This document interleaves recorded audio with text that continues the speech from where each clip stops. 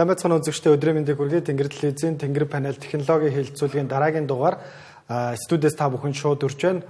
Өнгөрсөн 7 хоногт технологийн салбарын хамгийн том арга хэмжээнүүдийн нэг болох MWC буюу Mobile World Congress Испани Барселона хотод зохион байгуулагдаж өнгөрлөө. За технологийн компаниуд өөрсдийнхөө бүтээгдэхүүнүүдийг танилцуулдаг арга хэмжээнүүдийг зохион байгуулдаг боловч за жилдээ 2-3 томоохон технологийн үзэсгэлэн арга хэмжээнүүд зохион байгуулагддаг. За өнгөрсөн 1-р сард Америкийн нэгдсэн улсын Лас Вегас хотноо Consumer Electronics Show зохион байгуулагдсан бол за өнгөрсөн 7 хоногт үр албаны компани хамгийн том арга хэмжээнүүдийн нэг болох Mobile World Congress болж өнгөрлөө. Энэ талаар ярилцахаар өнөөдөр манай студид Unread Media-гийн ерөнхий редактор Түшигт Эрдэнэ за мөн Unitel Group-ийн дижитал шилжилтийн газрын захирал Жүлдээс нар хүрэлцэн ирээд байна. Бидний урилгыг хүлээн авч хүрэлцээрсэн баярлалаа.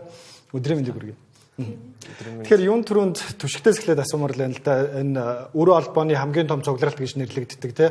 За нөгөө талаас за бидний өдөр тутамдаа ашиглаж байгаа ухаалаг утаснууд за дижитал төхөөрөмжүүдийн дараагийн концепцүүдийг танилцуулдаг энэ Mobile World Congress гэж яг ямар арга хэмжээ байдаг вэ?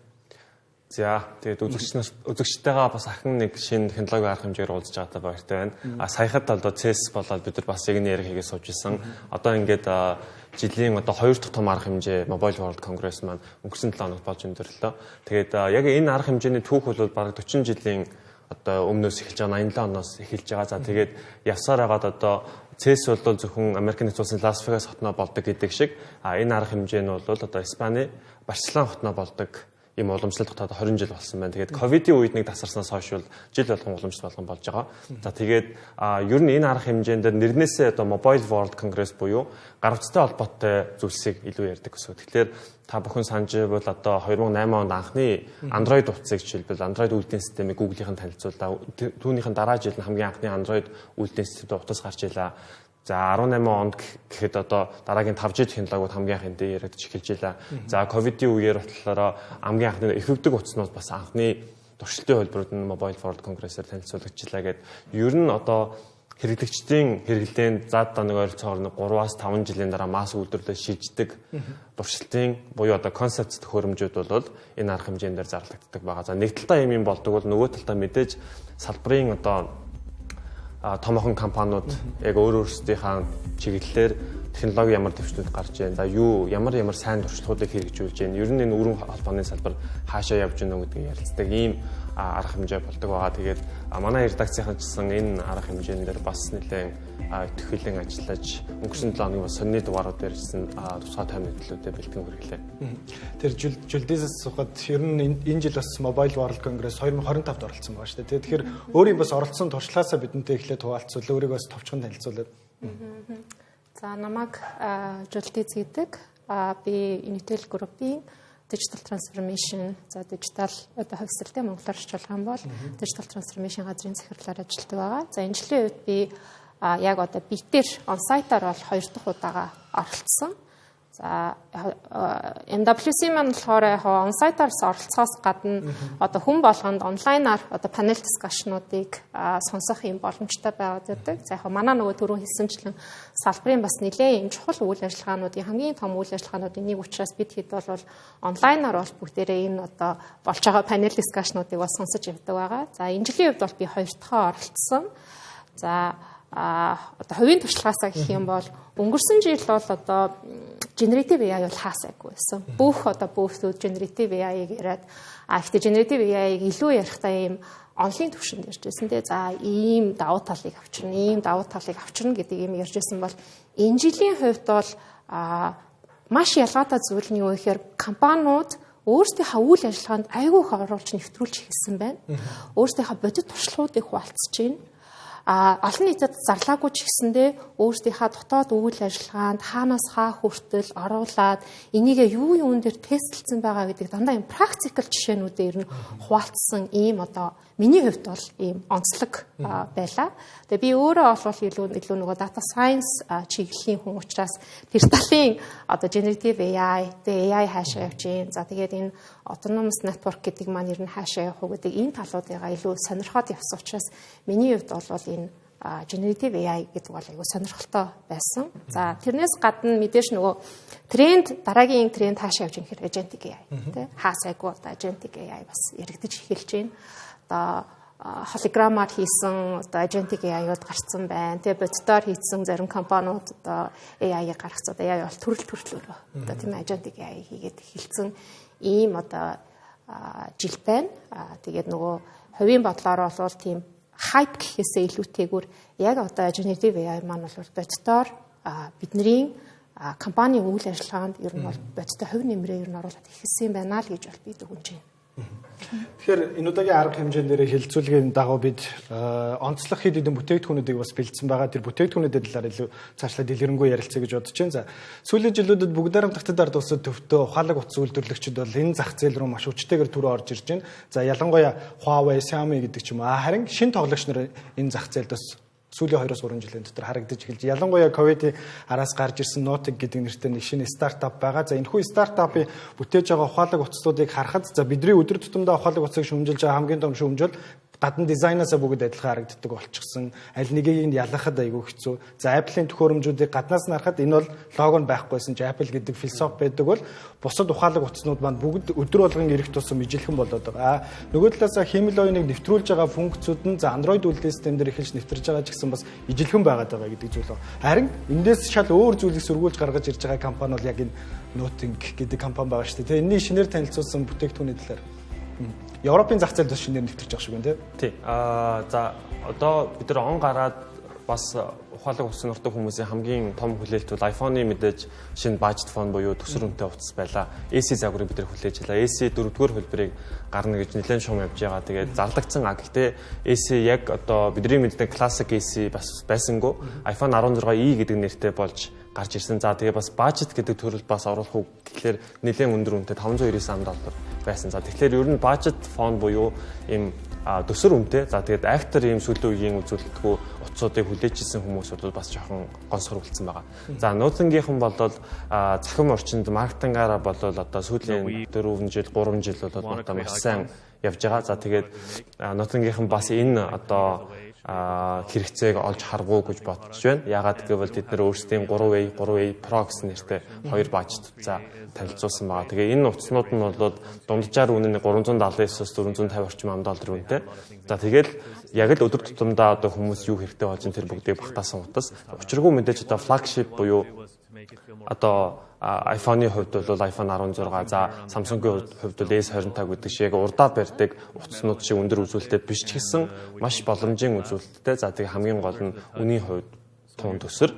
За тэгээд мэдээж таны саяны хэлдэг шиг дизайны хувьд бол Noting-ийн одоо нэрийн хуудассан артал нь тунгалаг харагддаг. За тэгээд LED одоо гэрэлтэй гэдэг энэ загвараа танилцуулсан байгаа. Тэгээ одоогоор бол шүүмжлэгч нараас бол айгүй өндөр үнэлгээтэй байх шиг байна. Noting-ийн жижиг стартап гэхэд энэ мобайл гар утасны том зах зээлд маш сайн амжилттай байршиж байна гэдэг ийм төсөөллүүд одоо хүлээлтүүд шүүмжүүд бас байна. Тэгэхээр одоо Монголд орж ирээд бид яг боддоор хэрэглэж үзэж байж энэ Noting гэдэг утас хэр байх нь гэдгийг харах болов уу гэж бодож байна. Би бас энэ компани талаар баг зэрэг судалгаа хийгээд гүйцэтгэх захирлынх нь хэд хэдэн яриануудыг өчигдөр бас сонслоо л да. TechCrunch-ийн нөгөө Disrupt гэдэг арга хэмжээ байдаг шүү дээ. Технологийн яг гялалцж байгаа стартапууд оролцдог арга хэмжээ байгаа. Тэгээд тэн дээр өнгөрсөн жил оролцсон гүйцэтгэх захирал Carl Pei-ийн бас ярилцлагыг ингээд үзэж байхад нөхрийн ингээд философи нь болохоор яг ингээд бусад ухаалаг утас үйлдвэрлэгч компаниудаас арай нэг жоохон өөр. Яг түрүүний хэлсэнчлэн за бүгд найрамдагтад ард улсад төвдөө энэ ухаалаг утас үйлдвэрлэгчдийн дизайнууд нэгдүгээрт адилхан байна. За бидний дизайныг хаанаас ч харсан хинж энэ манай утас байна гэж танихаар байдлаар бол бидний хийхийг бол зорж байгаа. За нөгөө талаасаа чипийг бол эдгээр бол Qualcomm Snapdragon чипийг ашиглаж байгаа. За сүүлийн үеийн ухаалаг утаснуудад бол бүгдээрээ энэ чипийг ашиглаж байгаа. Гэхдээ бүгд найрамдагтад ард улсын бас хоригоос шалтгаалаад үйлдвэрлэлээ бас нэтгэрүү шилжүүлсэн байх жишээ нь ч юм уу. Гэхдээ Хятадд бол 10 гаруй ухаалаг утас үйлдвэрлэгчид байгаад байгаа учраас үндсэн зах зээл нь бас энэтхэг болсон юм бэл. Тэгээ энэтхэг улс руу бас өөрсдийнхөө ухаалаг утасныхаа 80-аас 90%-ийг нь борлуулдаг. Харин бас шинэ чихвч үйлдвэрлэдэг. Тэр чихвч нь болохоор бас Европ болон Япон, Америкийн нэгдсэн улсууд бас айгүй өндөр борлуулалттай нэг юм шин тоглогч бас ухаалаг утасны зах зээл дээр бас хүч төрөн гарч ирж байна. Тэгээд дараагийн борлуулалт бас их хэмжээний хөрөнгө оруулалт шаарддаг бах. Тэгээд дараагийн асуултыг бас Жүлдээзээс асуухад ер нь энэ MWC арга хэмжээнд бас Монголын томоохон өрөө холбооны технологийн компаниуд бас маш өргөнөөр оролцдог. Unitel-с гадна Qualcomm, Mobicom оролцож байгаа харагддаг. Өнгөрсөн жилийн бас туршлагаас харахад анх удаа бас Монгол улсад албан ёсоор Starlink-ийг бас нэвтрүүлнэ гэдгээс энэ арга хэмжээндээр зарлаж байна. Тэгэхээр энэ арга хэмжээнд ер нь оролцохоор ямар боломжуудыг авч болох боломжтой байдаг вэ? За манай компани болохоор түрүүний одоо хэлсэнчлэн MWC бол өөрөө холбооны одоо суурь нь бол өөрөө холбооны одоо юм айгуу том ивент байгаа. Гэхдээ яг дижитал шилжилт энэ хувьслын одоо үр дүнгээр сүүлийн жилүүдэд бол зөвхөн оператор биш маш өргөн хэмжээний олон одоо салбарын тоглогч нар юм оролцдог болсноор ер нь бол онцлог байгаа. Одоо бүхий салбарыг одоо тэндээс очиж хавшуулна. Машин хүртэл одоо шинээр тэгээ танилцуулж байгаа гэдэг ч юм уу тий. За манай болоод ирэхээр бид бол Unitel Group нь үндэсний одоо тэргүүлэгч оператор. Тийм учраас бид нар хэрэглэгчтэй хамгийн найдвартай одоо сүлжээг хүргэх хамгийн сүүлийн үеийн шинэ одоо технологиг нэвтрүүлэх зорилгоор энийг одоо эрэлхийлж бид нар бол MWC-д оролцдог байгаа. За тэгээд нэгдүгээр гол шалтгаан нь бол саяны хэлсэнчлэн тий юу манай тохирохоор байна. Аль нь манай Монгол улсад ингэ нутгшуулж болохоор байна гэдгийг ер нь судалдаг байгаа. За хоёрдугаарт нь болоод ирэхээр networking аягүй чухал байдаг. Нэгдүгээр бид нар нөгөө on-site оролцож байгаагийн бас нэг хамгийн том давуу тал нь юу вэ гэхээр нөгөө бидрээс одоо хідэн алхмаар урд явж байгаа одоо юм лид хийж байгаа лидинг операторуудын туршлагыг бид нэр сонсдог байгаа тий.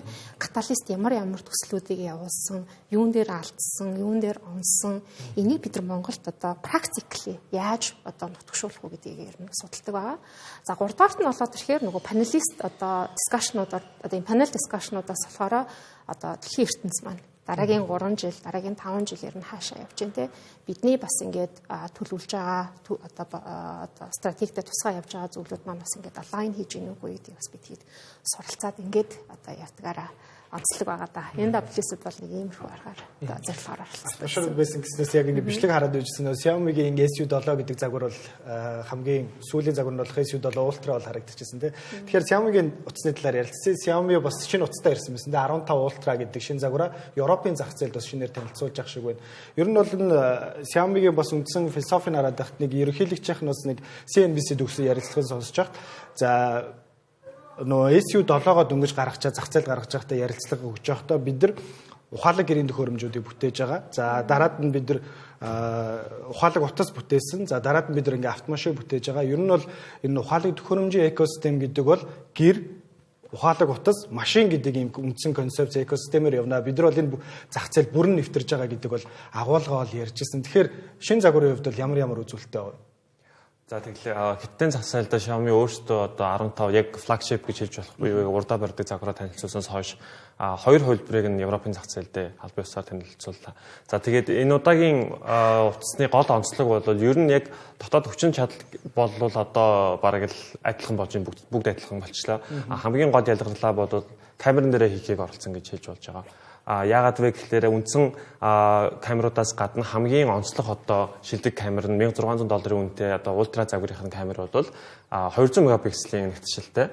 За тэгээд дээрээс нь 4.3 дахин татах дурамтай буюу 4.3 дахин татахад дүрсний нэгтшил алдахгүй бүрсэхгүйгээр яг нэг мэргэжлийн камерны том дурам шиг татдаг тийм перископ камертай болсноороо онцлог байна. За дээрээс нь яагаад энэ одоо загвар ер нь ухаалаг утсаар авчруулах зурагны одоо чанарыг дээшлүүлэх гэж хичээж байна вэ гэдгийг хэлэх юм бол нэмэлтээр ийм гэрэл зургийн кит гэдэг зүйлийг гаргасан байна. За тэр нэг ийм $250 орчим үнэтэй. За хэрэглэгч тэрийг нь худалдаж авах юм бол ингээ утасныхаа гадуур хийж болдог ийм гэртэй болоод яг мэргэжлийн камерын дээр барьж болдог шиг ийм handheld одоо барьдаг буюу ийм гартай болоод за тэгээд дээрэс нь ингээд камерныхаа тохиргоонуудыг өөрчилж болох бич товчнуудтай болж байгаа гэсэн үг. Тэгэхээр Xiaomi-гийн зүгээс бол энэ одоо утасны үндсэн тэр саний хэлсэн 200 мегапикселийн камер бол одоо маш их одоо анхаарлаа хандуулсан хэсэг нь болж байна. Тэгээд дээрээс нь иймэрхүү нэмэлт одоо төхөөрөмж зарлаж байгаа бараг л анхны флагшип утаснуудын нэг болов гэж бодож байгаа. Тэгэхээр Xiaomi-гийнхэн бол камерын дээр ер нь нэлээд их хөрслөн гарах болов гэж харагдаж байгаа. Дээрээс нь бас яг энэ утас бол яг зах зээл зарагдаад эхэлсэн байгаа бол нөгөө талд нь концепт бас утас байгаа. Тэр нь юу байсан бэ гэхээр бид нар ингээд одоо хичнээн мундаг технологи хөгжлөөж гисэн одоо утасныхаа ард нь тэр нэмхэн хэсэгтэр одоо багтааж чадах нэгтчлийн хэмжээ, мегапикселийн хэмжээ бол бас хязгаартай болчиход байгаа. 3-4 камер тавьж чадж байна. Гэтэл Xiaomi-ийн маш одоо хайрцагнаас гадуур сэтгэхэд яагаад тэгвэл утасныхаа арын батарейны хэсэг дээр нь шууд камерны линз зоожлохгүй байгаа юм бэ гэдэг ийм концепцийг гаргаж ирээд хамгийн анхны бас юм демо хэлбэрээр танилцууллаа. Тэгээ өөрөөр хэлэх юм бол одоо хэрэглэгч утсаа барьж ягаад нөгөө талдаа камерныхаа линзийг барьж ягаад шууд холбоод за тэгээд маш өндөр одоо хурдтайгаар тэр линзнээсээ утас руугаа мэдээлэл дамжуулна. Дээрээс нь тухайн линз нь болохоор утасны үндсэн материалаас нь тэжээлэл авч ажиллаж байгаа. Тэгэхээр гадуур явж байгаад гой зураг дормоор ах юм бол газ линзээ залгаж зураг авчаад буцаал линзээ аваад явчих боломжтой гэдэг ийм концепцийг танилцуулсан байгаа. Тэгэхээр энэ бас хизээнээс яг масс үлдэрдэг шилжих нь эргэлзээтэй байгаагчсан. Xiaomi-гийн бид нар бас хаашаа тэмүүлж байгааг харж болохоор байна. Үргэлжлүүлээд Unitel группийн бас саяхан нэвтрүүлсэн аутинг системийн талаар ярилцгаая. Тэгэхээр энэхүү системийг нэвтрүүлснээр бас засвар үйлчилгээ хийх хугацааг бас илүү бага, бүр 60% бууруулах боломжтой гэж ярьж байгаа. Тэгэхээр энэ системийн гол онцлог нь юу вэ? Товчхон тайлбарлаж өгвөл. За манай одоо сүлжээ маань бол одоо Монгол улс даяар одоо хот суурин газар тий аялал жуулчлалын бүсээр одоо ингээд миш байдлаар ингээд тархсан байгаа гэдэг. За тэг яг энгийн хүмүүсийн нүдээр харах юм бол сүлжээ гэхээр нэг юм нүдэнд харагддаг энэ бааз станцаар төсөөлж байдаг. Гэтэл одоо бид ч айгу маш тийм хүйтэн орчинд амьдардаг тий. Тэгэхээр өвөл нөгөө тийм хүлдэхгүй байх, зам байхаан бол одоо халтдаггүй байх. За тэгээд тог цэцэрлаа гэж бодоход одоо тижээлээр ажилтдаг гэдэг ч юм уу. Энэ болгоныг ингээд одоо нэг одоо бааз станцыг өөрийг нь үйл ажиллагааг нь авч явах гэдэг бол аюу том одоо үйл ажиллагаа байгаад байдаг. Тэгэхээр түрүүний хэлсэн бид нар одоо Монгол улс даяар ингээд тархсан энэ одоо бааз станцыг менеж хийх гэдэг тий хянах гэдэг маань өөрөө асар том одоо чаленж байгаад байдаг.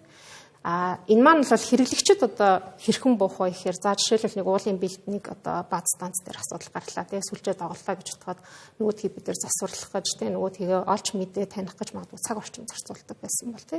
За энэ асуудлаа бид хэд шийдэхийн төлөө одоо сүлжээний одоо цогц менежментийн одоо системийг бид хэд өнгөрсөн жил нэвтрүүлсэн байгаа. За энэ маань болоод ирэхээр одоо датас AI болон датан дээр суурилсан. Тэгэхээр бид нар зайнаас манай аль сүлжээн дээр ямар асуудал гарсан бэ гэдгийг олж илрүүлээд за энийг одоо маш хурдан хугацаанд юм засах боломжтой болсон байгаа. За энийг одоо нэвтрүүлснийхээ ачаар их юм бол бид хэд одоо сүлжээний гэмтэл сатал одоо доголдлыг 60%-аар одоо хурдан засварлах юм боломжтой болсон байгаа тийм. Энэ маань хэрэглэгчдэр эргээ буух юм бол өмнө нь одоо цаг орчим доголлыг мэдэрдэг байсан бол одоо 20 минут болж буурч байна гэсэн үг. Тэгэхээр дараагийн танилцуулах бүтээгдэхүүний талаар бас төшөгттэй үргэлжлүүлээ ярилцъя гэж бодож байна. Ер нь ухаалаг утас за өрөө холбооны үндсэн систем технологиудаас гадна бас жижиг ухаалаг утасны жижиг төхөөрөмжүүд бас танилцуулдаг боломжтой тийм. Тэгэхээр энэ жилийн бас хамгийн сонирхол татсан төхөөрөмж нь болохоор HMD-гийн нэг чихвч байлаа тий. Тэр чихвчний талаар. За тэгээ. Финляндаас гаралтай одоо бидний сайн мэдэх Nokia одоо эзэмшдэг. За тэгээд Nokia 3310-ыг нөгөө 17 18 он дахин танилцуулж исэн компани бас нэгэн сонирхолтой бүтээгдэхүүнтэй ирлээ. За тэр юу вэ гэхлээр ер нь бол утасгүй гар утасны чихвч. За тэгээд хамгийн гол онцлог нь юу байсан бэ гэхлээр энэ гар утасны чихвчний маань кейс гэж ярьдаг. Гэр нь өөрөө одоо power bank-ийн үргийг бас давхар гүйцэх боломжтой гэж хэлж байна. Яг тоон бол 1600 мАh ийм багтаамжтай батарейтай.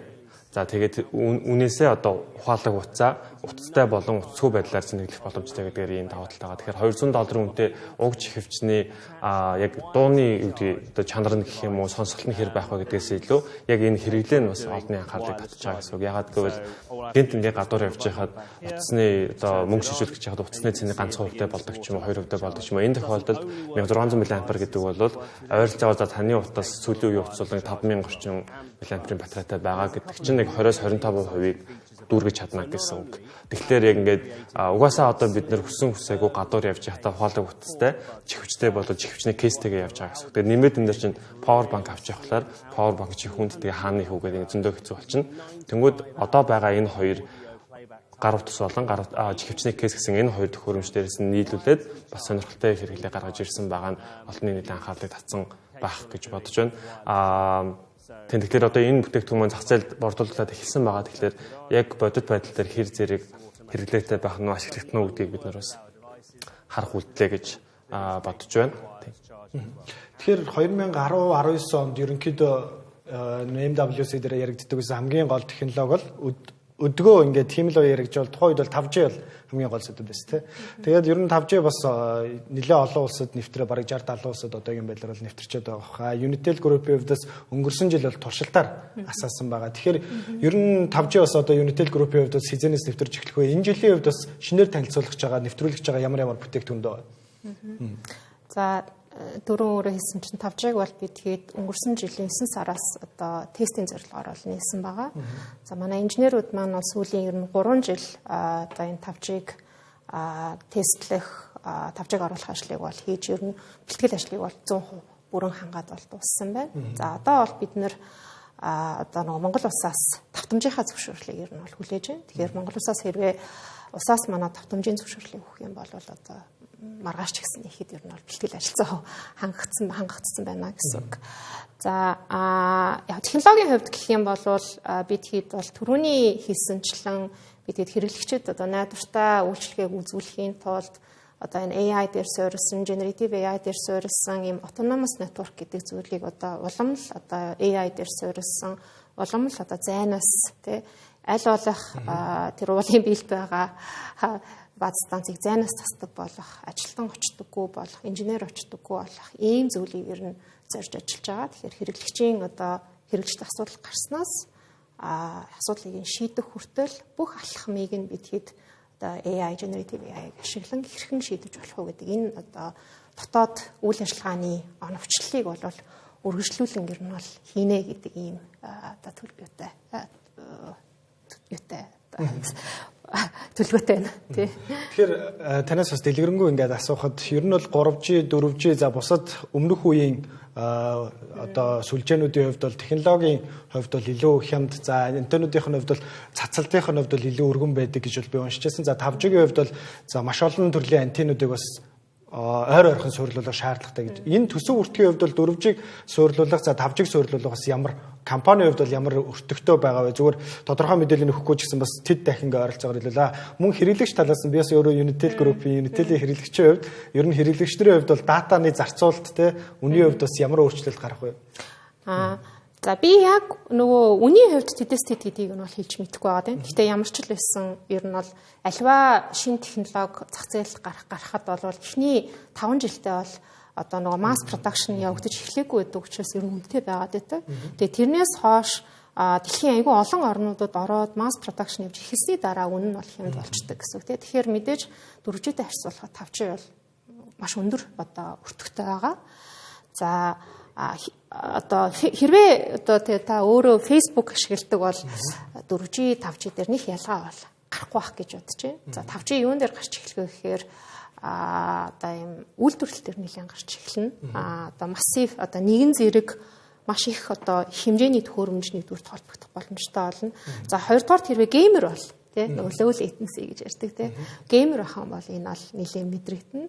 За яг энгийн хэрэглэгчдэр болоод ирэхээр хурдан арай нөгөө uplink downlink нь 4G-тэй харьцуулахад арай хурдан болоод эхлэх гэдэг ийм одоо ялгаа гарна. За яг энийг болохоор 5G дээр бол одоогийн байдлаар дэлхийн нийтээр хамгийн том одоо digital transformation хийн гэдэг ийм төлөвтэй байгаа нь бол юу гэхээр илүү нөгөө бусад индастринууд байгаа тийм. Жишээлбэл одоо уулуурхаан салбар дээр машингүй хөнгөө машин гэдэг ч юм уу тийм. Эмнэлгийн салбар байна тийм. Зайнаас одоо мис засал хийх тийм. Энэ маань өөрөө юу гэхээр latency нь өөрөө багасах тусам одоо улам яг л бодит одоо хажууд нь байгаад хийж байгаатай адилхан latency багтаа ийм шин одоо ийм одоо үйл ажиллагааг ер нь дэмжих ийм боломжийг бүрдүүлж байгаараа одоо 5G өөр хангалттай байна гэсэн. Угаалаг утсан дээрээ тоглоом тоглох туршлагын талаар төшигтээс асуух. Төшигтээс геймер мобайл гейминг юм бас тоглож байсан ба. Тэгэхээр ер нь 4G-гээр тоглох, 5G-гээр тоглох тийм туршлага чамд байгаа. Ер нь туршлагын ялгаа хэр мэдрэгдэх вэ? Одоохондоо 5G турш үзээгүй. Гэхдээ ер нь бол за одоо цахим спортын салбар энэ өнгөрсөн жилээс хойш бас олонний анхаарал нэлээд орж байна. Тэр бүгдээрээ үзэж байна. Орой болгон 50-60 мянган нэгэн зэрэг нэг багийг дэмжиж шууд амжилтанд үзээ сууж байгаа тийм. Түүнтэй холбоотойгоор маш олон хүмүүс бас гэртээ гар утснаас гадна одоо компьютертэй болоод цахим спортыг сонирхож эхэлж байгаа. Тэгээ энэ үед дээр бол яг та мэрэгжлийн төвшин тоглоод ирэхийн алдаад хамгийн чухал зүйл юу байна вэ гэхээр одоо за би энд байжлаа, Европт нэг хүн байлаа. Тэгээ манай өрсөлдөгч маань байлаа. Бид хоёр талаас зэрэг магадгүй за бие биений хараад буудлаа гэж үтэй. Коноп дарлаа.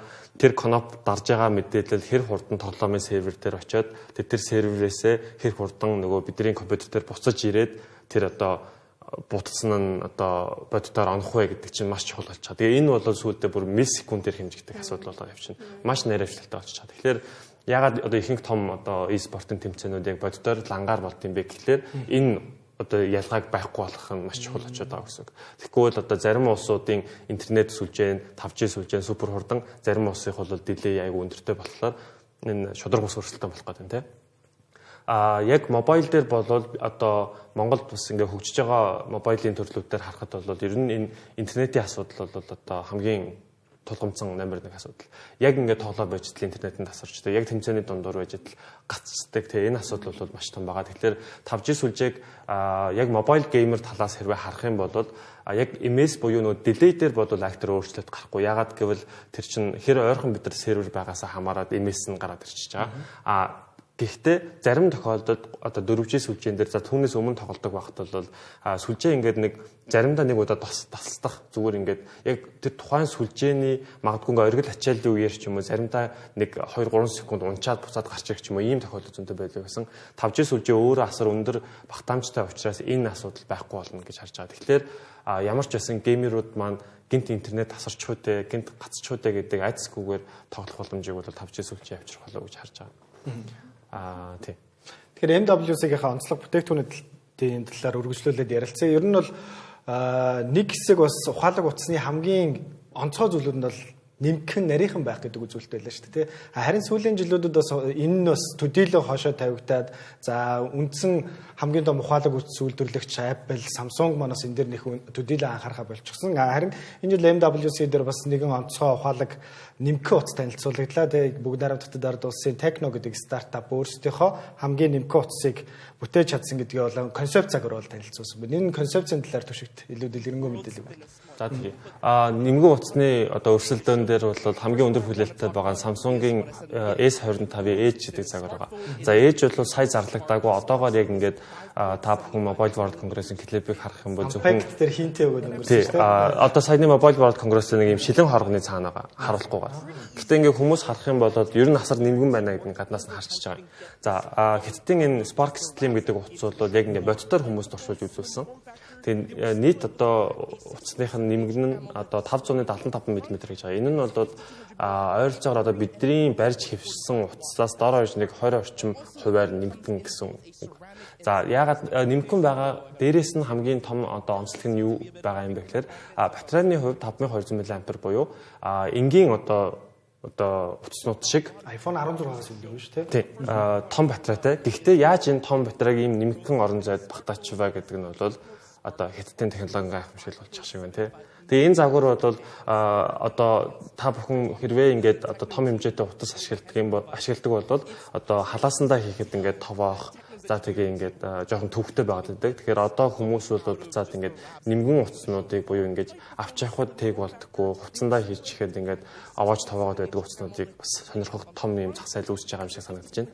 Тэгэхээр энэ утас тун утгагүй худалдаанд гарах байх гэж найж байна. Концепт загвар нь явж байгаа болохоор тэгээд ямар ч концепт загвар бол хүмүүсийн анхаарал маш сайн хүрсэн байх шиг байсан. Ер нь энэ Mobile World Congress-ийн жил болгон 1-2 төхөөрөмж яалтчгүй онцлог төхөөрөмж болж гарч ирдэг. Тэгээ энэ удаагийн тэр төхөөрөмж бол бараг л энэ Хиттийн Spark Slim байлаа гэж бодож байна. Энэхүү утасны хувьд бол за баг зэргийн харьцуултууд гэвэл 575 мм-ийн зузаан гэдэг маань за Apple-ийн хамгийн сүүлд танилцуулсан M4 чиптэй iPad Pro байгаа.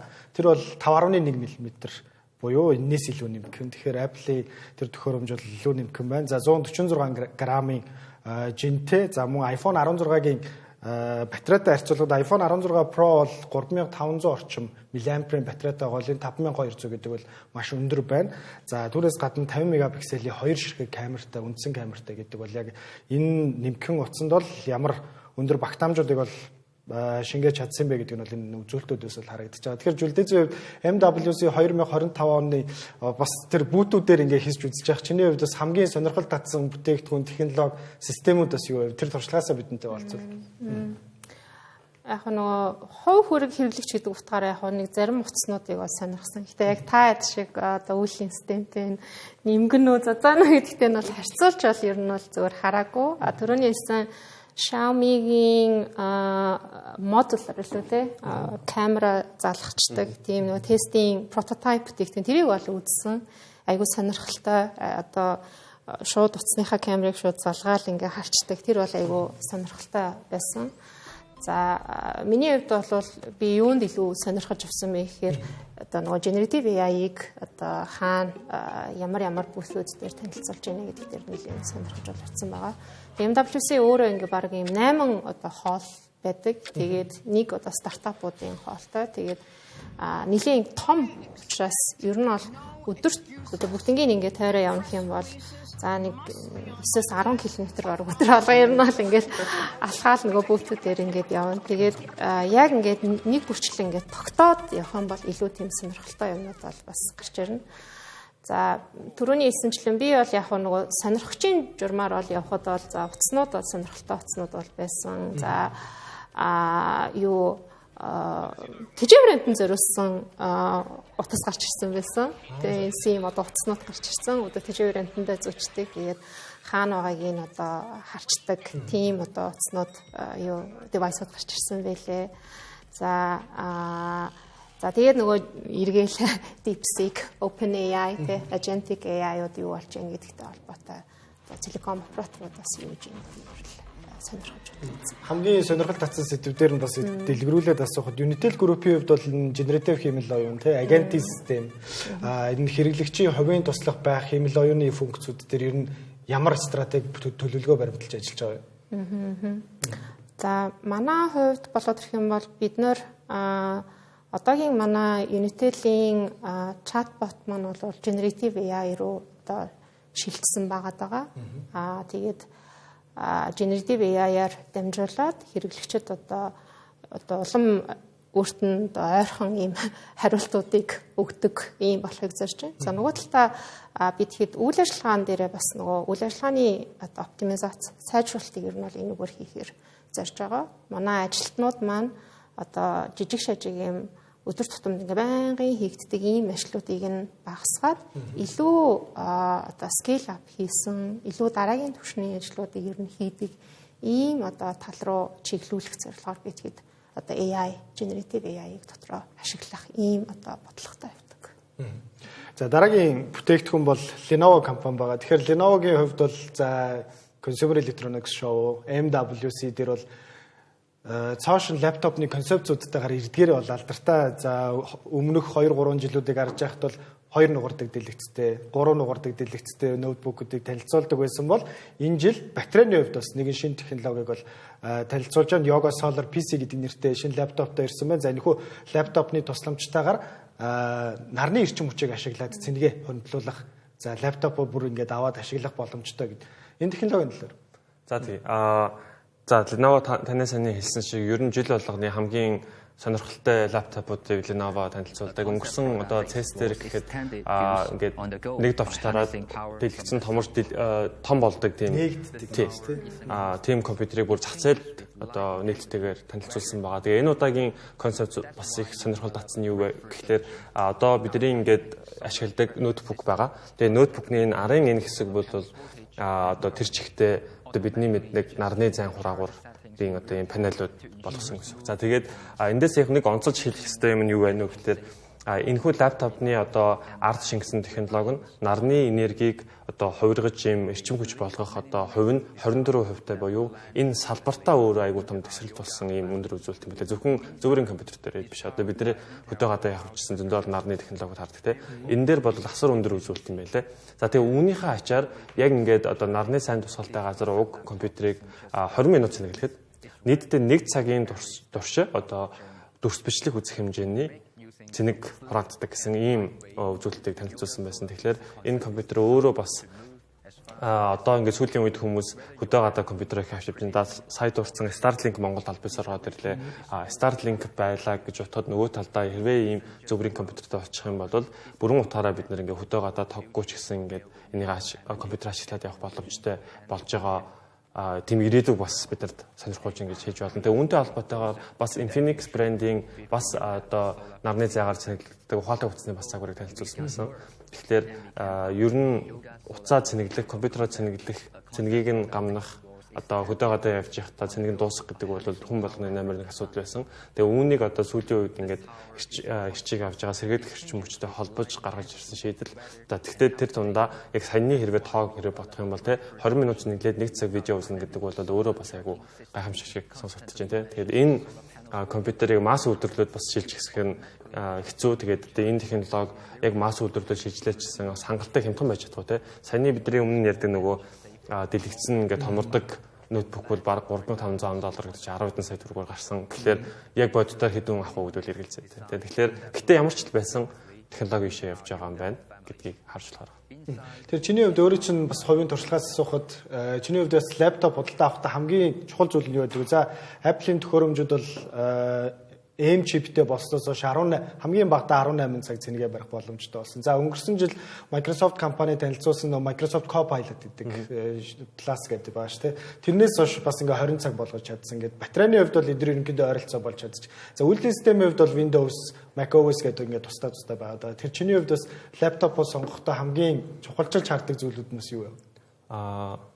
Би нэг энэ дээр бас нийтлэл бичижсэн юм а. Ер нь бичдэг хүмүүсийн гол одоо хардаг зүйл нь кейбордных нь даралт байдаг. Энэ айгуу гэхдээ ниш ер нь бол хүн болгонд нэг хамаа байхгүй. Энэ асуудал бол гэхдээ яг та одоо магадгүй ингээд компьютерийн дэлгүүр ороод үзээд дэлгүүрт ороод тэгээд ингээд ноутбукнуудын ингээд кейбордн дээр дараад үзээрэй. Тэгэх юм бол бүгд өөр өөр байдаг. Ямар технологи ашигласнаас хамаарат Apple ч гэсэн онуудаараа дотроо шал өөр болцсон байдаг.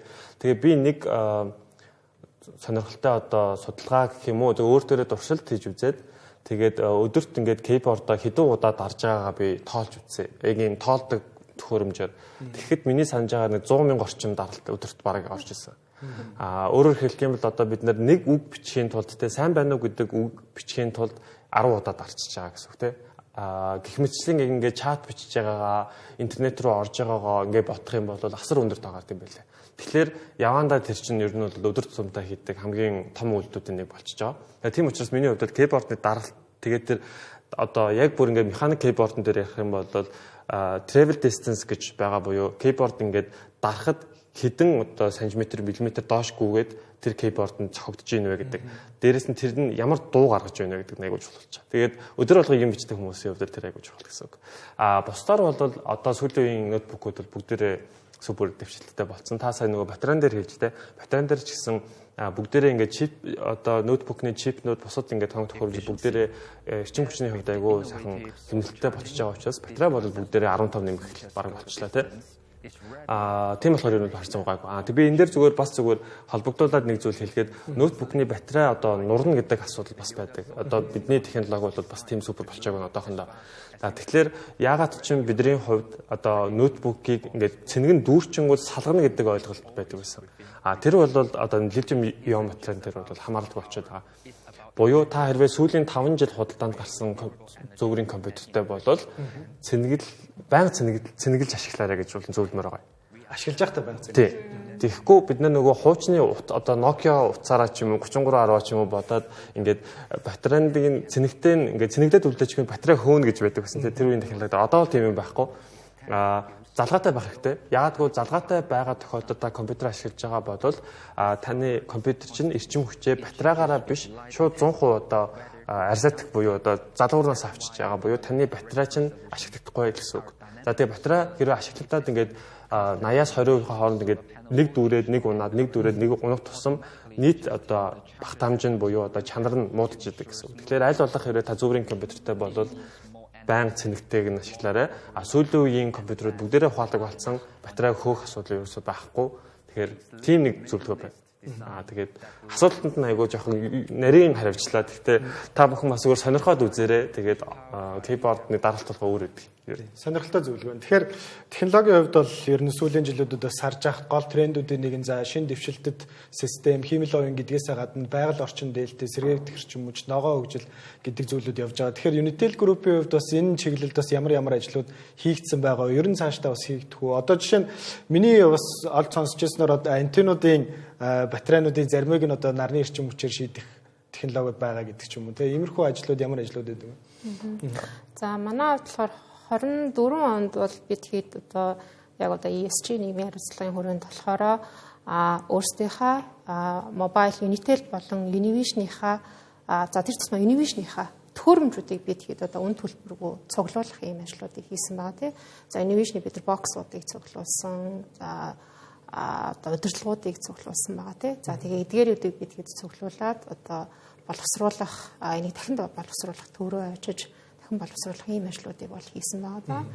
За нөгөөтэйгөр болохоор саяны яг өөр чинь хэлдгээр сүлжээн дээр болоод ирэх юм бол нөгөө solar panel тий. Эдгээрүүдийг мөн ялгаагүй бидний одоо нөгөө боломжтой одоо бааз станцуудынхаа одоо батарей тэжээлүүдийг л хараа solar руу шилжүүлэх илүү одоо zero net тий нөгөө байгальд ялгаруулах хортхийг ингээ баг болгох ийм одоо технологи руу шилжүүлэх ийм ажлуудыг бол хийгээд эхэлсэн байна.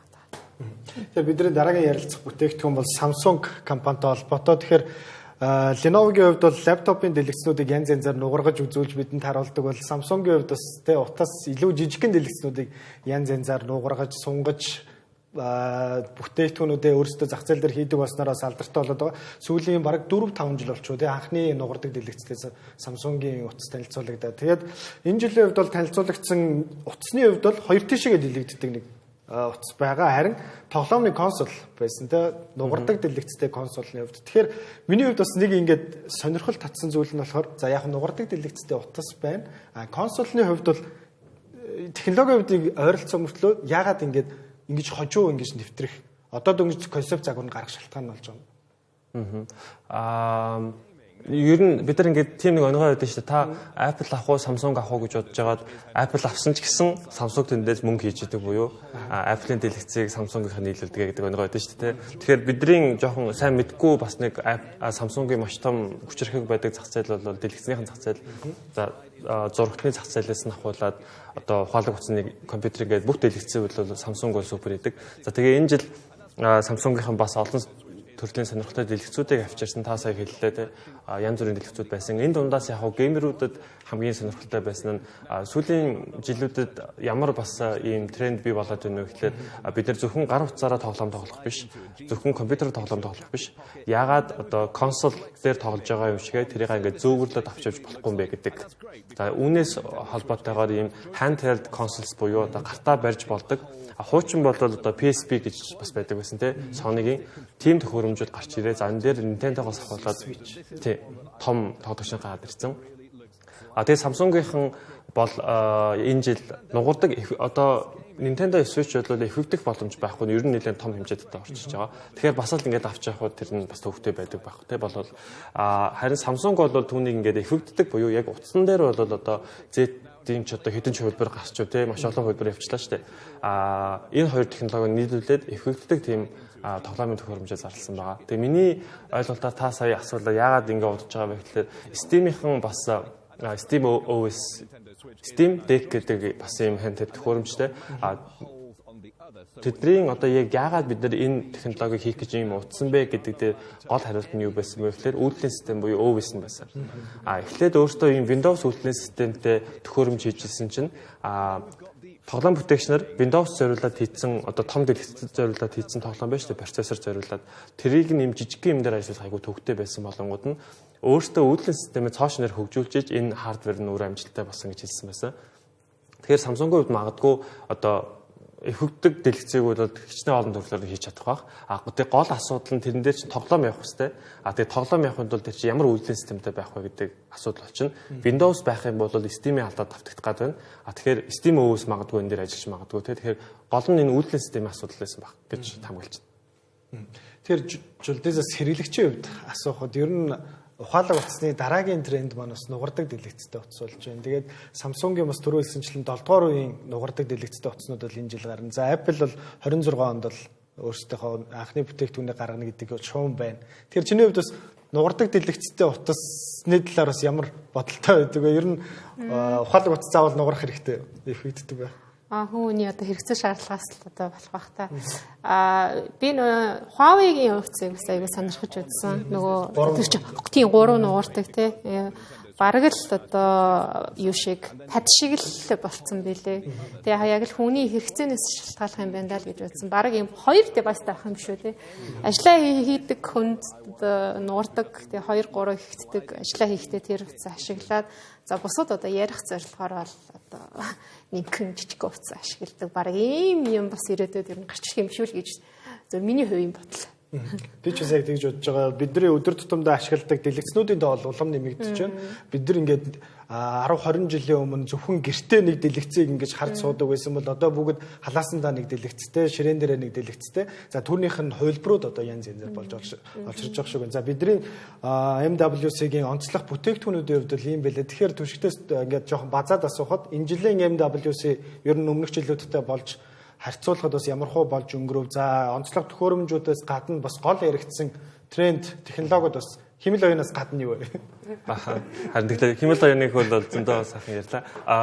Би яг энэ нийтлэг бас одоо тайм нийтлэг өнгөрсөн жил бас яг бичижсэн. Тухайн үед яг таймлахад юунууд илүү байсан бэ гэхээр саний ярьсан Xiaomi-гийн автомашин байсан, Galaxy Ring байсан. За тэгээд юм тэжээвэр амтнууд гээд ингээд нэлээд өөр төрлийн төхөөрөмжөд орж ижсэн. За энэ жилийн Mobile World Congress-ийг таймлахад ерөөсөө л дандаа гар утснууд нэлээд төлөв байсан. Ерөөсөө маш олон төрлийн гар утснууд бол олон нийтэд маш сайн хүрж исэн. Тэр дундаа ямар гар утснууд нь бас илүү хүмүүст хүрчвэ гэдээ ингээ харангууд магадгүй камерын дээрээ болвол гэж юу н бодож байгаа. Тэгэхээр бид нар iPhone-ыг авдаг хамгийн том шалтгаан юу гингүүд бас камер нэдэг. iPhone авахгүйгээр Samsung авж байгаа шалтгаан чи юу гингүүд бас камер байгаа гэдэг. Тэгэхээр камерын дээр бол Xiaomi-гаас авахлаад маш том өөрчлөлтүүд нь гарч ирж байгаа юм шиг санагдаж байна. Тэгэхээр одоо та бүхэн iPhone 17-гийн бас юм лик буюу ингээд таамаг зургууд бас саяхан олон нийтийн сүлжээ нэлээд авсан. Одоо бид нар iPhone-ы ардлалд бол ийм 3 ширхэг ийм нэг дор байршилсан ийм 3 ширхэг камер байдаг бол Google-ийн Pixel-тэй адилхан уртаашаа байрш магадгүй тэгээ 4 камертай болж магадгүй гэдэг ийм тамгууд явж байсан. Тэгэхээр хамгийн сонирхолтой өөрчлөлт бол миний бодлоор камерын дээр явж байна. За тэгээд түүний араас магадгүй яг энэ ухаалаг хүчний салбарт дэлгэцэн дээр нь бас нэлээд өөрчлөлт явах бах. Дэлгэцэн дээр нэг тал руугаа таасаа хэлээ хит олон дэлгэцтэй болж байгаа учраас их хөвгдөн нуурын зөндөө олон явж байна. Гэтэл нөгөө тал руугаа бас дэлгэцийг яаж нөгөө донтуулахгүй байх уу гэдэг технологи учраас яваад эхэлсэн те. Бид нар CES-дээр бас ярьжсэн нэг давч дараад таны ухаалаг хүчний дэлгэц чинь яг Kindle шиг инк болчдөг тийм технологи явж байгаа. Тэгээ энэ жилийн Mobile World Congress дээр чсэн тийм технологиуд маш олон байсан. Тэгэхээр миний бодол бол одоо энэ арга хэмжээний олон таймыг үүснээ дараа төрж байгаа сэтгэл бол за ер нь ухаалаг утасны дотоод систем буюу чип нь, RAM нь багтаамж бол тодорхой болчихжээ тий. Одоо учиргүй бид нар ухаалаг утсаараа 32 ГБ-ийн шуурхай санах шаардах юм хийхгүй тий. Нэг 8 ГБ авахад ер нь хангалттай болчлаа. За багтаамж нь заадаа их усраад хагас терабайт авахад ер нь бол бүх хүний хэрэгсээ хангацлаа. Яг бол бүхэн болгон зураг дүрс бичлэгүүдээ клауд руу хуучих байна. Хинч бас төхөөрөмж дээрээ хадгалаад тэгээд тэрийг алдахыг бас эрсдэл орохыг хүсэхгүй байна. За чипэн дээр ч гэсэндээ бид нар одоо ухаалаг утсаараа их усрээд л нэг видео авлуулж их усрээд л тоглоом тоглож шүү. Тэрнээс биш одоо учиргүй ухаалаг утсаараа компьютер шиг зүйл хийхгүй нэгүүд эдгээр маань ингээ хангагдчихж байгаа. Хамгийн одоо ингэж учраа олох гэж байгаа одоо өөр зүйл хийх гэж хичээж байгаа салбар нь гар утсны камерын болов уу гэж бодож байгаа. Яаж одоо маш жижигхэн хэмжээтэй тэгээ илүү олон одоо пиксел агуулсан камертай болох уу? Эсвэл болоод бүр тэр чигтээ сая ярьсан нөгөө нэг тэр жижигхэн камеруудыг авчээ зөв шууд том камер суйрлуулдаг болгочих уу гэдэг ч юм уу те. Тэгэхээр бид нар камерын дээр бол бас их олон сонирхолтой дэвшил харах байх. Энэ жилийн iPhone-ы бас камер нэлээд өөр болох болов уу гэдэг тамга байгаа. iPhone дээр илүү дэлгэрэнгүй дахиад нэг асуулт асуухад ер нь Apple-ийн зүгээс өнгөрсөн 7 хоногт нэг сонирхолтой мэдээлэл хийсэн байлаа л дээ. Өөрсдийнхөө Siri-д оруулж ирж байгаа хэмэл оюуныхаа интеграцийг бас дахиад нэг жил хойшлуулж байгаа. Өнгөрсөн жил бол бид танилцуулж ирсэн гэдгийг бол санаж байгаа шүү дээ. Apple Intelligence тэ.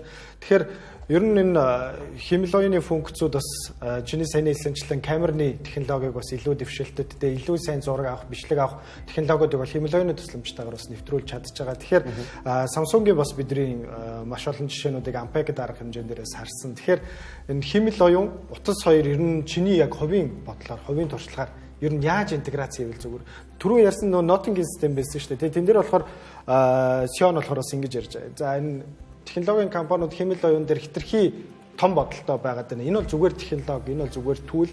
Бидний хувьд бол хэмэл оюуныг өөрсдийнхөө экосистем ухаалаг утсандаа нэвтрүүлэхдээ зүгээр түүл байдлаар нь ашиглана гэдэг ч юм уу. Чиний хувьд энийг ингээд зүгээр утсан дээр түүл байдлаар ашиглах нь дээр гэж бодож байна уу? Эсвэл утас маань өөрөө AI болох хэрэгтэй бол гэж бодож байна. Утасны ер нь жоохон бага хэрэглээтэй хүний хувьд бол тэгэж амар сүрхий одоо зураг цацдаг AI, хоолой өөрчилдөг AI, текст хураангуулдаг AI бол утсан дээр нэг шаардлагагүй юм санагдаад. Утас маань зүгээр дэг саний хэлдэг шиг тэгэл дуудлага авдаг, мессеж өгдөг байхад болоо юм биш үү. Заавал одоо та бүхэн санаж байгаа iOS 18 дээр орж исэн нөгөө хүссэн эможигоо үүсгдэг тийм AI функц орж ирсэн тий. Тийм олон эможи байх хэрэгтэй. Яг үндэ ингээл бодит байдалтай нэг 5 эможи дундаад бид нэр эргэлдэж байгаа шүү дээ.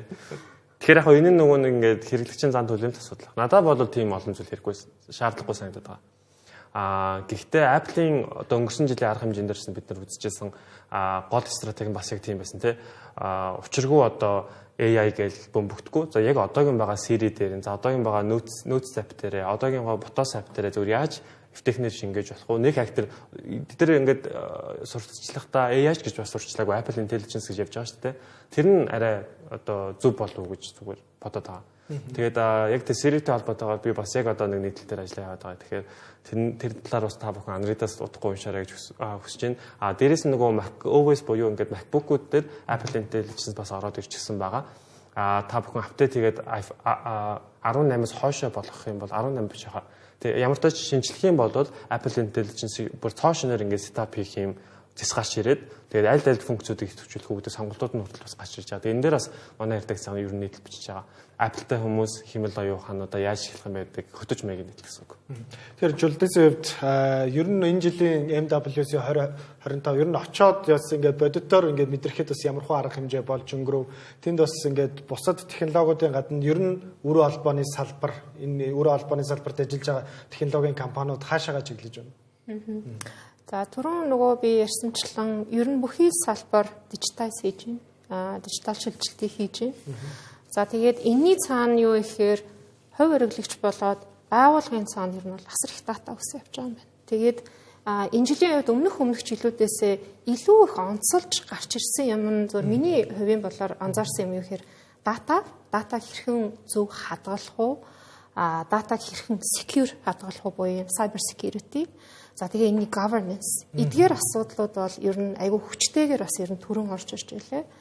За тэгээд одоо дараагийн 5 жилийн төлөвөр гэх юм бол одоо дэлхийд дээрх одоо датаны volume буюу 3V гэж ярьдаг те variety, volume, velocity. Энэ маань бол одоогийн сүүлийн 10 жилтэй харьцуулах юм бол 10 дахин хурдтайгаар их хэмжээний дата үүснэ гэсэн ийм одоо төлөвтэй байгаа тийм.